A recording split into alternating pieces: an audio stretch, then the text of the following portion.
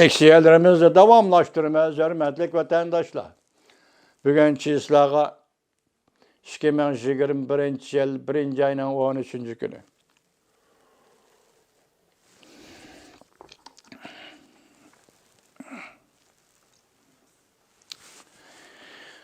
Endilikte vatandaşlar, ben bu doğruda yani Muşa radyo işleri doğrusu da uzundan beri idiyemde tayyorlik kılıp kelgen edim. Muşa doğdu toxtunu ben sözleymen de lekin bir fırsat. Yani bundaq Devlet İşler Katır Mike Pompeo radyo doğrusu da notok sözleydiğen bir fırsatga erişelmeye keldim vatandaşlar. Bugün endi tuyuksuz Devlet İşler Katır Mike Pompeo'nun Amerika avazının baş ştabı da sözlegen notku bilen uçraştık. Belki menden biri vatandaşlar uçraş oldu. Hazır alazel bunun bugün ben sizlerge 5 varak yani 10 bet leksiya tayyorlap hazır sözlep oldum. Tahminen yani şunçilik 5-6 bet belki 10-12 bettek kısmı kelip kaldı. Allah halisa ete bunu sizlerge elip kelimen hürmetlik vatandaşlar. Biz dünyada bir mezlum millet. Mezlum millet degen sözün özü nime? Qanday tushunish kerak deseniz, mezlum bu bir acizlik. Onun beden kuvvetideki acizlik emas. Hissiyat alemideki acizlik emas. Akli tefekkürü jarayonidagi acizlik emas. Bunu qo'yib turaylik hozir deyli. Faqatli huquqsiz o'rinda turgan acizlik. Dünyadaki milletler qatarida elsak, ularning hammasının huquqi va huquqi erishdi vatandaşlar. Devleti var, devletide hukuk yürgüzüdü vatandaşlar. Lekin bizge, Uygurlarga hazırgacha Allah bunda hukukni nesip kılmadı. Şuna bizden her bir Uygurning, meyli onun beşi asmanga yetsin, meyli o gidiyip, cilmeyip yürüsün, meyli o biçare kıyafette bolsun, kandak buluşiden kat'i nazar, hukuk yok, devleti yok, mezlum millettir. Uygur muşundaq mezlum millettir. Şunu biz meyisli kişide yaşayımız. Şunu biz çoğun gep kılalmayımız. Şunu biz ayminip durumuz, cüretlik bulalmayımız. Çünkü siz körüvatsız dünyada hukukun nime ekanligini körüp turupsiz, devletning nime ekanligini körüp turupsiz, devlet hukukunun nime ekanligini körüp turupsiz hürmetlik vatandaşım. Tünügün Devlet İşler Katır Mike Pompeo bunundan 1-2 gün burun Erken Asya Radyosu beripti, kısa haberler betede. Hemen tayyorlap aldım, eti onu sizlerge tahlil kılıp berimen. Hazırki dünyada Amerikalıkla Uygurlarga köngül bölüwatydy. Uygurlarga köngül böledigen bir Amerikadan başka ikinci bir devlet, ikinci bir kişi yok. Hazırgıçı şundaq idi. Amerikadan başka hiç kim Uygurlarga köngül bölgen emas idi. Del joyda aytipdi, del toğrı aytipdi. Özü kılıvatkan iş Devlet İşler Katır Mike Pompeo hem Amerika halkı Devlet Meclisi Uygurlar için körsetken tirişçallık, kişilik hukuk için körsetken tirişçallık 11. ayının 3. günügüçe Devlet Meclisi toxtumay işlep geldi. Belki hazırgıça Devlet İşler Katır Mike Pompeo Uygur doğrusu toxtumay sözlep geldi vatandaşlar. Hakikaten bu iş Uygur bugünkü günde Amerika diye isimde ayrılanmaydı. Sizler bilisizler, 1997 yılı 11. ayının 25. günü Amerika Devlet Meclisi'de Uygurlarga radyo açıp beriş doğrusu da karar layığı makulladı. 1998 yılı 12. ayının 14. günü Uygur tılıda Washington'da Erken Asya Radyosu'nun karmağında Uygur tılıda radyo açıldı. Uygur tili menmeyedi mevcut. Uygur halkı bu yerde mevcut. Uygur'un derdi mavu. Uygur'un arzusu mavu. Muşu mezmunda leksiyele, haberle, Bütün dünyaya tarqaldı vatandaşlar. Azı gördünüz. Ben ötkende arlıqda bir qatım sözüldüm vatandaşım. Amerika Qo'shma Shtatlar Adliya Ministerligining Jungoning Gomash tillari. Yani Gomash tillarini tizimli kishiga Washington pochtasini tatib, eng nozik televiziya organlari va radiolargacha hammasini tizimlab, bular Xitoy uchun xizmat qilyotadi deb hukm chiqardi. Bu devletning ajoyib davlat ekanligini mishadin ko'ring vatandosh, qarang. O'zining qarmog'idagi mushdangdar gazetlar, televiziyalar, matbuotlar Xitoy uchun xizmat qilyotadi deyiladi mush davlat. Lekin uning ikkinchi bir harakat yo'q. Buni nima uchun ekanligini men tushunmayman vatandosh. Hozir meyli to'g'ri bo'lsin, meyli xato, men buni aytib bermayman. Amerikada qonun bor, Amerika xalqi o'zi tanlaydi. Amerika Qo'shma Shtatlarining prezidenti Donald Trumpning Tor adresi, Twitter'dagi Tor adresi taqaldi. Facebook'dagi Tor adresi taqaldi. Yuqorida davlat ishlar kotibi Mike Pompeo shuni aytibdi. Taqaldi.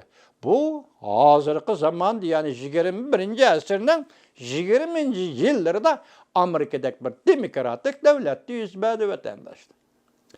Bunun nere birisini men sizlarga so'zlab bermayman, aytib bermayman vatandoshlar. Biz emas, men emas, shaxsiy emas, Amerika etishbagan Erkin Osiyoning Uyg'ur bo'limi to'g'risida nurg'unlagan Uyg'ur vatandoshlar ozdir, ko'pdir gap qilib keldi. Bugun men aytsam, endi bu yerda o'zimizni hozirgacha o'zaro Uyg'urlar tor betlarida, radiolarda, videolarda tillashib keldik. Ona hain dedik, bunu munofiq dedik. Hozir qimmat qanmadi bu gaplarning vatandoshlar, ko'ryapsizlar. 11-ayning 3-kundan boshlab hozir Amerikada bo'layotgan o'zgarishni ko'ryapsiz. Endi bu gaplarning qimmati qanmadi? Kim hain, kim munofiq? Yani ayrı o'ltirdigan qimmatimi qanmadi yoki bundaq ishlar uni peshonasiga yeziqliq emas. Siz bekitib ma'mundig'iti, u undig'iti deydigan ishmi qanmadi vatandoshlar? Hamma orlashib ketdi. Hammasi giralishib ketdi. Tushundingizmi? Hammasi orlashib ketdi, hammasi giralishib ketdi. Hamma so'zlaydigan zvonga keldi. So'zlaydi video, kamera, leksiya, torbat, hamma so'zlaylar. Bu qisqagina 20 yil ichida dunyo miqyosida yuz bergan bir o'zgarish o'tadi. Shunga biz endilikda bir fursatga, bir tanlaydigan fursatga nima? Qaysi so'z e'tibor bilan xalqimiz Uyg'urga foydali? Qaysi so'z e'tibor bilan xalqimiz Uyg'urga foydasiz? Qaysi so'z bizning orzularimizga, siyosiy orzularimizga moslashadi? Qaysi so'z va qaysi qiliqlar bizning siyosiy orzularimizga mos kelmaydi? Zidlashib qoladi, ziddiyatlik keladi. Her qanday kishi hozir fikr qila oladigan va ko'z qarashlarini o'ttirib qo'ya oladigan bir davrga keldi. Bu yanala Amerikadan boshlandi, hurmatli vatandosh. 11-ayning 3-kundan dal mush kungacha bo'lgan arliqdagi Amerikada bo'lgan bo'layotgan o'zgarishlarni eslab ko'ring. Ko'rib yetdingiz, hammani ko'rdingiz. O'zgarishlarni ko'rib beqing vatandosh. Shunlashqa biz radioda kimnidir xoin deyish huquqimizmi yo'q? Yoki munofiq deyish huquqimizmi yo'q? Biroq bugun siz ko'rdingiz, yuqori leksiyada so'zildik, davlat ishlar kotibi Mike Pompeo nima debdi? 1500 odam Amerika ovozi yaqinlab kelibdi yoki radioga yaqinlab kelibdi, tekshirilmabdi. Bu bir qoida. Salohiyat tekshirish, arx ko'rinishini tekshirish, siyosiy maydonni tekshirish, bu albatta qoida, chunki bu tuzum bu bir davlat. Dunyoda qolaymaqa qanday ish bo'lsa qilaveramiz deydigan ish yo'q. Bu bir davlat vatandosh. Davlat ishlar kotibi Mike Pompeo faqat Amerika ovozi to'g'risida to'xtalibdi. Jumladan boshqa radiolarni xuddi shunga o'xshash. Shunga o'xshash. Masalan, hozirgacha men sizlarga aytaman, "Api avangjinmi xiyolingda va o idealda saqlanib turayotgan bir odamning ismi balki yosh bolalar buni bilmasligi mumkin. Api Avangjinmi deganimiz ikkinchi darajalik Tibetning ikkinchi darajalik diniy arbobi. Şunun oğlu muşuya kelip radyoda Tibet bölümünde işleyen idi. Tibet bölümünü başkurgan idi. Tibetlikler bunu u yerden çıkarıp etti. Sebepleri neymiş geldiğini bilgili olmaydı vatandaşlar. Tibetlikler onu u yerden çıkarıp etti. 2019 yıl 4. ayının 19. günü Amerika avazı məsləhət boyunca qararlaşdırıb Govingoy degan odamni maxsus programma ishlab tarqitishni qaror qildi. Maxsus programmaga Govingoy so'zlab berayotganda 2 soat ichidan kelib bu so'zlashning jarayoni uzib tashlandi, hurmatli vatandoshlar. Shundan keyin chet ellarda bo'libmi Amerikada yashayotgan Xitoy demokratlari vadda qopab, ko'rishib, etilib o'tirg'i chiqib radio nemish bunday qildi. O çağda hammasi degidek Govingoy tarafta oldu. Radyo neymiş bunday qildi. Sebebi nima? Bunun içinde Sao Changching degan bir odamning yozgan hikoyalari yoki uning yozgan maqolalari qarab baqsanglar aqlinglar hayron qoladi vatandoshim. Şu vaqtda Sao Changchingning yozganida Amerika ovozi radiosining bir tahrir bölümü Beijingda muxbirlar qatorida Beijingda xizmat qiladi ekan vatandoshlar. Hatta bu tahrir bölümünün Xitoyning organlari bilan, har qanday organlar bilan nurg'un qo'yiq munosabatlar bor ekan vatandoshlar. Shu vaqtlarda Sao Changching o'tirg'i chiqargan edi. Oxirgi natija nima bo'ldi desangiz, Amerika ovozining Xitoy tili programmasini boshqarib turgan Gong Xiaosha. Undan keyin Dong Fang degan muxbir, peshqadam muxbir Amerika ovozining. Ondan Li ismli bir yosh muxbir 3 nafar kishi Amerika ovozidan qo'g'landi. Ularni chiqarib etdi. Lekin Gong Xiaosha hozirgacha ishlayotdi. Dong Fang degan nada onada xabar topolmadim. Li ismli yosh bola qayerda undan xabar topolmadim, hurmatli vatandoshlar. Lekin Amerika ovozi bu 3 kishini radiodan chiqarib etdi. Chunki shu Govingoy, yani 2019 yıl 4. ayının 19. gündeki məxsus programma münasibətli qalda bularni radiodan chiqarib etdi. Men kimnidir Uyg'ur radio bölümüden chiqarib etinglar demoqchi emasman vatandoshim. Lekin siz hozir radio bölümündeki odamlarning, muxbirlarning kim ekanligini taqdibash qilib qo'ying. Siz shundoq bir nuqtaga diqqat qiling-ki, bu radyoning anglatish programmasining asosiy melodiyasi nima? Onun o'zining qonuni, o'zining nizomnomasi aralashishga huquqimiz yo'q. Bu radyoda kim ishlaydi, kim ishlamaydi gap qilish huquqimiz yo'q. Bizning o doirada huquqimiz yo'q, hurmatli vatandosh. Lekin bir muqaddas huquqimiz bor.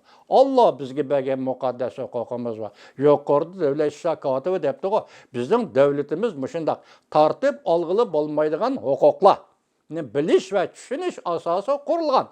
Mushundaq asosi qurilgan davlatdir debdi. Bizning ashundaq muqaddas huquqimiz bor. Chunki bu radio so'zlayotgan til sening tiling, mening tilim, onun tili, qisqasi Uyg'urning tili. Bu radioda chiqayotgan xabar va boshqa uchurlarning hammasini sen anglaysan, men anglayman. Balki qarindosh millatlar tilimizni, Uyg'ur tilini uqsa, shu bo'yicha ulama anglaydi.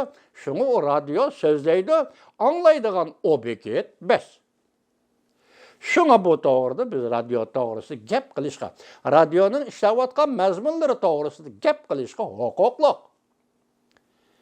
Cheklevese, köydük, Xudo oldi cheklevese onu köydük. Prezident Trump chekleniyotirdi. Siz bilen biz kim? Bugungi kunda Prezident Trump chekleniyotirdi. Siz bilen biz kim? Biz shunday savol qo'yish haqliqmiz vatandoshlar. Nima? Bugun radio echilib 1998 yılı 12. ayının 13. günüden tönügünce bu radyo sözlep kilovatkan, tekrarlavatkan bir isim var. O isim neme? İsa.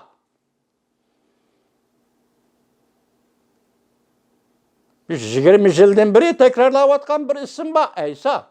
İsa kim Uygur tarihinde?